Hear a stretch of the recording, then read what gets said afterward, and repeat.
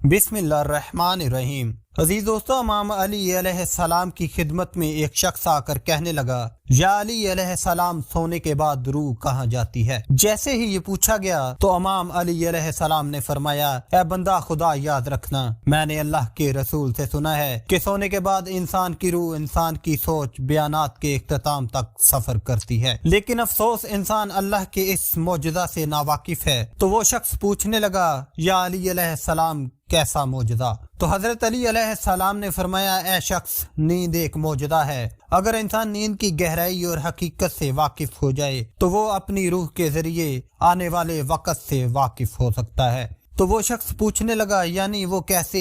हजरत अली अलैहिस्सलाम ने फरमाया, जब इंसान जिंदगी के मसाइब के बारे में सोच सोच कर सोता है या अल्लाह की किसी मखलूक का बुरा सोचता है तो इसकी रूह इसमें दबी रहती है और यूं वो नींद में भी अपने मसाइल में उलझा रहता है। लेकिन जो इंसान जिंदगी के मसाइब को पस पुश्त डालकर अल्लाह पे यकीन रख के इत्मीनान से सोता है तो इसकी रूह कायनात से जुड़ जाती है और यूं वो दुनिया में जहाँ चाहे पहुँच जाती है। तभी बाज़ दफा इंसान को ऐसा महसूस होता है कि जहां मैं आज आया हूं वहां पहले भी आ चुका हूं। दरअसल इसका जिस्म भले इस जगह पर ना आया हो, लेकिन नींद में इसकी रूह वहां से होकर आई होती है। इस चीज का असर इसके दिमाग पे बाकी रहता है। वो शख्स कहने लगा, या अली अलैहिस्सलाम, मैं भी चाहता हूं कि मेरी रूह कायनात पे इख्तियार रखे। तो हजरत अली अलैहिस्सलाम ने फरमाया, ए बंदा खुदा, अगर तुम चाहते हो कि तुम्हारी रूह कायनात पे इख्तियार रखे और वो चीजें जो तुम जागते हुए नहीं देख सकते वो सोते हुए देख सको, तो सोने से पहले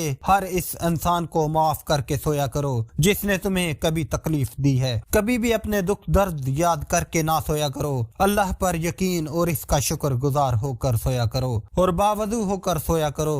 जैसे तुम्हारी नींद पुरसकून हो जाती है वैसे वैसे तुम्हारी रूह इत्मीनान में रहेगी। जी दोस्तों, उम्मीद करते हैं कि वीडियो आपको अच्छी लगी होगी। वीडियो अच्छी लगी है तो इसे लाइक और शेयर जरूर कर दें और इस चैनल को सब्सक्राइब कर दें। अल्लाह हाफिज।